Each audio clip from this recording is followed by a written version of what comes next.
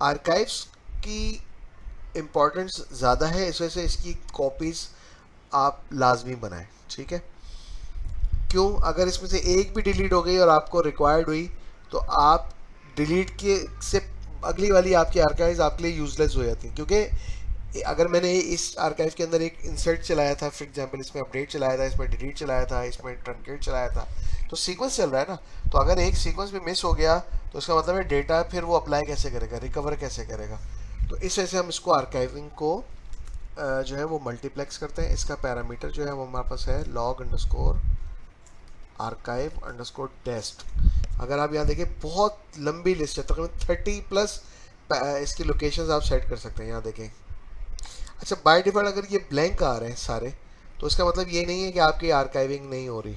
By default auricle क्या करता है, जब आप आर्काइव लॉग लिस्ट भी देखते हैं तो यहाँ पर ये खुद बता रहा है आर्काइव डेस्टिनेशन में use DB recovery file days, यानी कि फ़ाइल जो आपकी आर्काइव्स हैं वो फास्ट रिकवरी एरिया के अंदर बन रही हैं। ठीक है, आप खुद से सेट करना चाहें, जैसे मिसाल के तौर पे मैं एक लोकेशन लेता हूँ यहाँ पर डेटा के अंदर, यहाँ पर मैं चाह रहा हूँ यहाँ पर मेरे आर्काइव्स बने। मैं एक फ़ोल्डर बनाता हूँ पहले तो।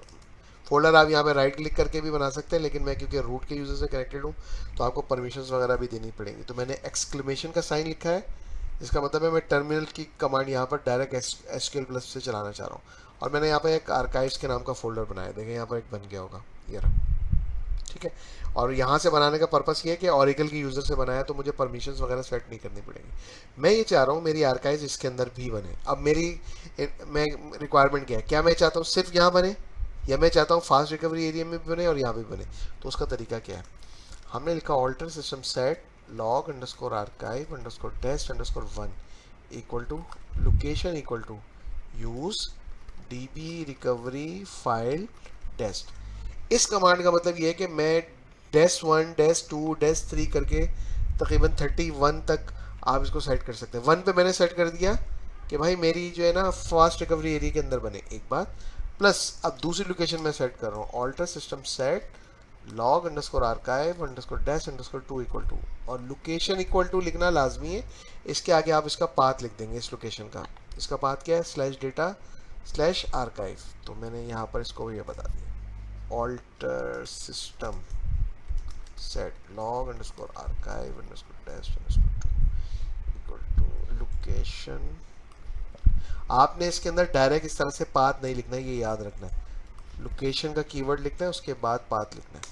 ठीक है, अब अगर आप देखें show parameter log underscore archive underscore test, तो 1 और 2 पर आपने सेट किया। 1 पे क्या सेट किया था आपने, ये लिखा हुआ आ रहा है location equal to use DB recovery file dest, और 2 पे आपने सेट किया था दिस। इसका मतलब ये है कि अब जब लॉग स्विच होगा तो ये इस जगह पर भी आर्काइव बनाएगा और दूसरी जगह पर भी बनाएगा। इसको हम कंफर्म करते हैं।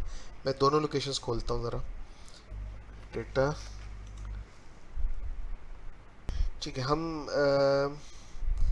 दूसरी लोकेशन, दोनों लोकेशंस खोलते हैं, फास्ट रिकवरी एरिया और CL और आर्काइव लॉग, और इसमें डेट का फोल्डर, और यहाँ पर 11 तक बनी हुई थी ऑलरेडी। ठीक है, और अब मैं यहाँ से लॉग स्विच करता हूँ, alter system switch log file. ठीक है, 11 के बाद यहाँ देखें 12 एक बन गई है। ठीक है, फास्ट रिकवरी एरिया में, और यहाँ देखता हूँ तो यहाँ पे भी एक बन गई। अच्छा, फ़र्क क्या है? फ़र्क ये है कि दोनों के नेमिंग कन्वेंशन के अंदर फ़र्क है। ठीक है, अगर हम नोट करें यहाँ पे लिखा हुआ है 01MF और यहाँ पर अलग है। ठीक है, एक बात। दूसरी बात ये कि आप नोट करें कि जो फास्ट रिकवरी एरिया है इसमें डेट वाइज फोल्डर्स बनते हैं और उसके अंदर आपके आर्काइव्स बनती हैं। और जो आप अपनी यूज़र डिफाइंड लोकेशन बताते हैं उसके अंदर शो पैरामीटर और फॉर्मेट करके, अगर मैं बताऊँ ये जो फॉर्मेट है इसको ये फॉलो करता है। जैसे इसमें एक्सटेंशन क्या है, .dbf, तो यूज़र डिफाइंड लोकेशन में देखें .dbf लिखवा रहा है। ठीक है, और प्रॉब्लम क्या है कि, और ऑरिकल रिकमेंड भी करता है कि आप जो है ना यूज़र डिफाइंड लोकेशन के बजाय फास्ट रिकवरी एरिया जो है उसको यूज़ करें और उसके अंदर अपनी आर्काइव्स को लाजमी स्टोर करें। फ़ायदा क्या है कि इसके अंदर आपकी जो भी आर्काइव्स हैं, अभी तो फिलहाल आर्काइव्स हैं, जैसे जैसे हम आगे बढ़ेंगे तो और जब हम आरमेन पढ़ेंगे फॉर एग्जांपल, तो उसमें हम देखेंगे बैकअप्स वगैरह और डिफरेंट चीज़ें जो हैं वो भी इसमें डेट वाइज मैनेज हो रही होती हैं। जबकि आप अपनी कोई लोकेशन बता रहे हैं तो उसके अंदर ये इन्फॉर्मेशन जो है वो डेट वाइज नहीं बल्कि स्टैटिक एक फॉर्मेट के ज़रिए उसकी फाइल्स की इन्फॉर्मेशन गिरती रहेगी। मतलब डेली की आर्काइव्स एक ही सिंगल फोल्डर के अंदर गिरेंगी, ठीक है, और उनके जो नेम है वो कुछ इस तरह से लिखा होगा। अब जैसे मैं एक और बार अगर स्विच करूं, alter system switch log file, ठीक है, तो यहाँ हम देखते हैं तो ये इस तरह से फाइल बन गई। और अगर इसके अंदर देखें 13, दोनों फाइल के नाम के अंदर तो डिफरेंस है, लेकिन इसके अंदर डेटा जो है वो सेम है। साइज अगर आप देखें दोनों का 1.5, यहाँ पे 1.5, यहाँ पे 18.5 और यहाँ पे भी 18.5, तो उसके हिसाब से इनमें कोई भी किसी भी किस्म का डिफरेंस नहीं है। अच्छा, लेट्स से अगर मैं चाहता हूँ कि ये सेकंड वाली लोकेशन पे आर्काइविंग ना बने, टेम्परेरी ना बने, तो उसका सोल्यूशन क्या है? आप लिखते हैं alter system set log underscore archive underscore dest underscore state underscore 2 है ना, इक्वल टू डेफर कर दें। डेफर का मतलब ये होगा आपने उसको डिसेबल कर दिया है। ऑल्टर सिस्टम सेट,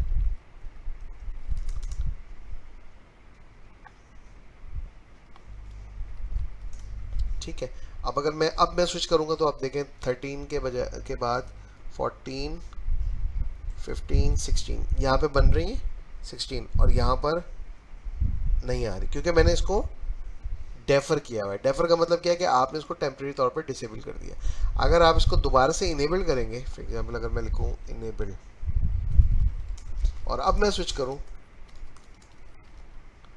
तो अब से इसके अंदर दोबारा अगली बननी शुरू हो जाएंगी, जो आपने डेफर की वो नहीं आएंगी, ठीक है।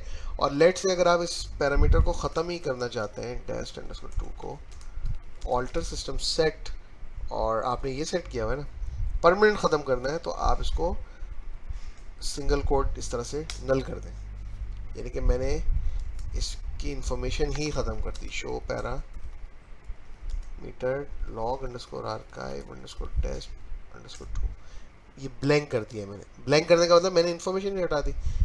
तो अब जब लॉग स्विच होगा, alter system switch log file, तो वो अब यहाँ पे नहीं बनाएगा। क्यों? क्योंकि आपने दो लोकेशन सेट की थी और दूसरी वाली लोकेशन आपने बिल्कुल नल कर दी है, ख़त्म कर दी है, तो अब वहाँ पर किसी भी किस्म की इन्फॉर्मेशन नहीं आएगी।